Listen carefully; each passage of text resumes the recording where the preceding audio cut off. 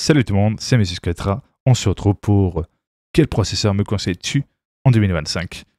Alors, pour du gaming et uniquement du gaming, processeur AMD 5 avec les bons réglages, tu peux être largement bien. Et en plus de ça, tu as, si je dis pas de bêtises, dans la boîte, normalement, de ce que je sais, dans la boîte, il peut avoir bien évidemment le ventirad de base, normalement. S'il n'y a pas, vous pouvez largement trouver des ventirades à des prix très intéressants. Il y a beaucoup de youtubeurs qui ont fait des tests sur diverses ventirades qui refroidissent évidemment bien selon le type de processeur que vous allez utiliser pour bien évidemment vos besoins particuliers. Par exemple, si c'est pour que du gaming ou c'est pour les deux.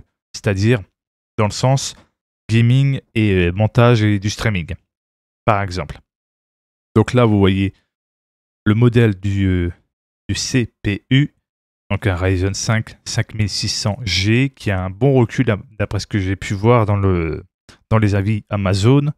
Mais je pense que si vous voulez vraiment avoir plus approfondi, sur YouTube, il y a diverses vidéos tests de différents types de processeurs.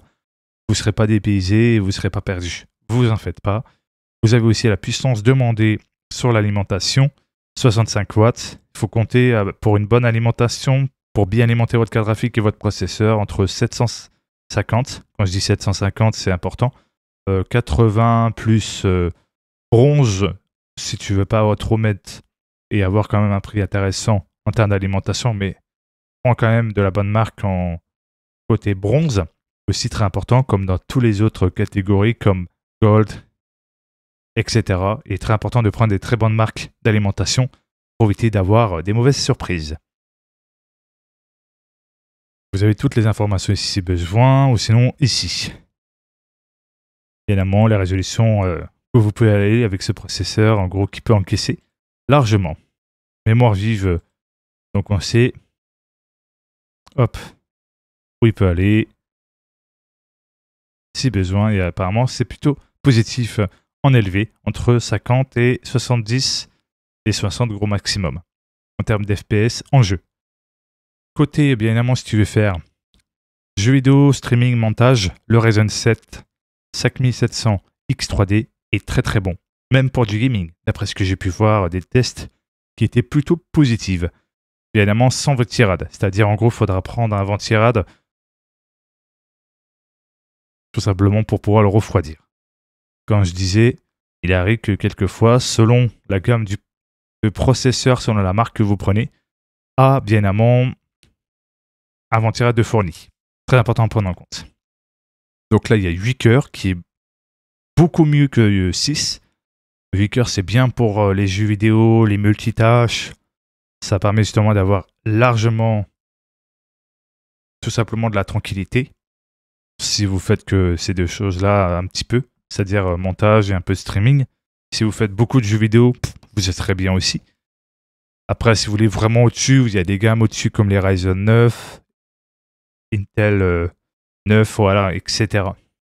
Mais généralement, pour du jeu vidéo et un peu de streaming et montage, les Ryzen 7 sont top.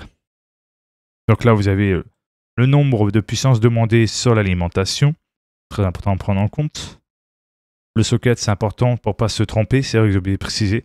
Le socket, c'est la compatibilité entre le processeur et la carte mère pour voir si c'est compatible avec celle-ci. Donc très important de ne pas vous tromper en termes de carte mère quand vous achetez un processeur pour éviter d'avoir des mauvaises surprises. N'hésitez pas à prendre en compte sur un calepin ou une bloc-notes, peu importe ce que vous utilisez pour noter, pour ne pas oublier au cas de ceci. Et en tout cas, il a l'air de bien tourner en très élevé. Il a très bon retour. Donc en soi, je ne pense pas que vous aurez des soucis avec. Côté Intel, vous avez bien évidemment, ça dépend de ce que vous voulez. Si vous voulez le 13600KF, il y a eu des plutôt bons retours. Ou sinon, pour gagner un peu plus d'économie, vous avez le Intel Core i5 13400F, évidemment avec 10 cœurs. Vous êtes large bien. Là, vous avez tout ici, toutes les petites informations. Ici, à propos de l'article, si besoin. Si vraiment vous voulez en savoir plus approfondi, il y a des vidéos sur YouTube. Et soyez à l'affût pour mettre à jour le BIOS de vos cartes mères pour éviter des problèmes d'incompatibilité. mettre l'XMP pour bien évidemment d'être optimal avec vos RAM, avec le dual channel.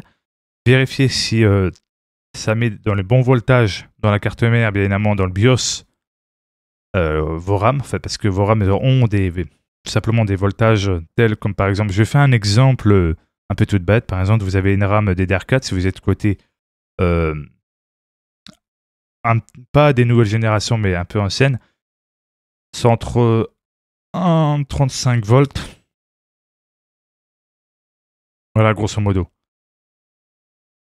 Et il faudra voir en dessous, c'est Drain Voltage.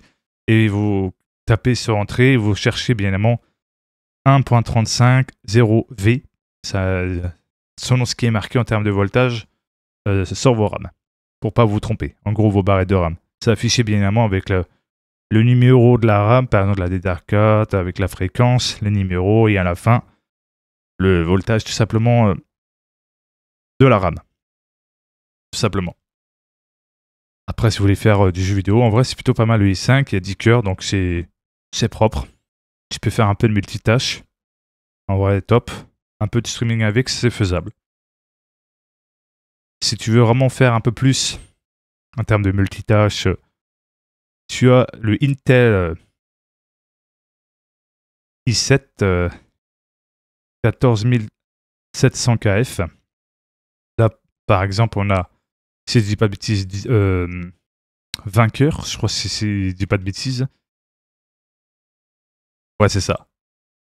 Franchement, vous êtes bien, vous pouvez à la fois jouer et streamer et faire des montages. Vous savez, des fois, il n'y a pas besoin de mettre sur Intel i9 ou Ryzen 9.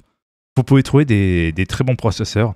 Mais après, dans les Ryzen 9 ou Intel i9, tu peux avoir quand même aussi des avantages en gaming aussi. Ça dépend en soi.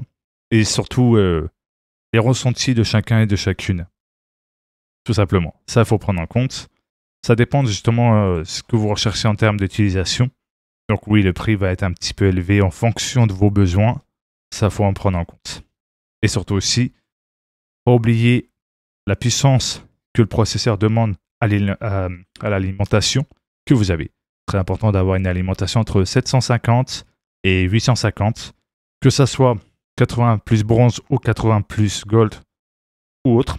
Et surtout, de prendre quand même des alimentations de très bonnes marques pour pas avoir des mauvaises surprises. Au cas de pépin, vous aurez tout simplement de l'assistance pour remplacer votre alimentation défectueuse. Mais c'est toujours mieux d'avoir de la marque pour pas être déçu et pas avoir des problèmes liés à l'alimentation qui lâche en bout d'un an. Très important à prendre en compte aussi et de rester à l'affût au cas où. Donc là, vous avez des petites informations. Donc là, c'est en anglais. Et je vous mettrai des liens. Sinon, je vous mettrai les liens Amazon FR pour plus facilement aller rapidement dans les liens. Si par exemple, j'ai pas assez de place pour mettre dans la description, parce que sur la vidéo que j'ai montré sur quelle carte graphique me conseille-tu, j'ai dû aller sur le lien Amazon FR pour que ça fasse largement des petits liens courts, mais plus accessibles pour que vous puissiez rejoindre directement sur la page du produit. Donc c'était un peu galère. Donc c'est pour ça que je mettrai au cas où, s'il n'y a pas assez de place dans la description, je vous mettre les liens courts de Amazon FR, que ça soit plus facile et largement d'espace pour mettre tout le reste de la description au cas où. Donc là, vous avez toutes les explications. Tu peux overclocker bien évidemment, mais faites attention, si vous ne connaissez pas en overclocking, ne touchez pas à ça. Vous pouvez faire des petits overclocking qui sont du général, qui n'ont aucun risque. Mais si vous faites du gros overclocking, il y a un gros risque d'abîmer ou de faire n'importe quoi et de faire beaucoup d'instabilité. Le petit overclocking, vous risquez rien. Si c'est bien fait dans la règle de l'art, et c'est pareil bien évidemment pour le gros overclocking. Il faut faire attention quand tu te mets dans l'overclocking, de ne pas faire n'importe quoi, de regarder des vidéos qui te conseillent de A à Z pour éviter des problèmes éventuels. Et surtout, selon l'overclocking que tu veux faire, tu as bien évidemment soit faire avec le ventirad pour des petits overclocking et avoir la longévité, par exemple de 7 ans, avec le ventirad pour refroidir notre processeur. Si tu veux faire du gros overclocking, il faut compter bien évidemment sur du I/O, qui veut dire entre guillemets water cooling pour refroidir parfaitement ton processeur, surtout quand il est overclocké à l'extrême, bien évidemment. Voilà, c'était les petits conseils pour cette fin de vidéo. Si ça vous a plu, n'oubliez pas de vous abonner, de mettre un pouce bleu, d'activer la cloche de notification pour être au courant des prochaines vidéos. Bien évidemment, il y aura du gaming et tout ça. Et aussi, partager et échanger entre vous dans les commentaires. Ça peut aider des débutants et des débutantes à en savoir plus sur les composants, sur qu'est-ce qu'il faut prendre et bien évidemment leur apprendre des connaissances sur l'informatique. Et c'est ça le partage que je tiens toujours à défendre. Et bien évidemment que tout le monde puisse passer un bon moment dans les commentaires. Et les critiques constructives sont la bienvenue sous les commentaires, tout simplement. Je vous dis à la prochaine, c'était Monsieur Kaletra. Ciao, bye bye.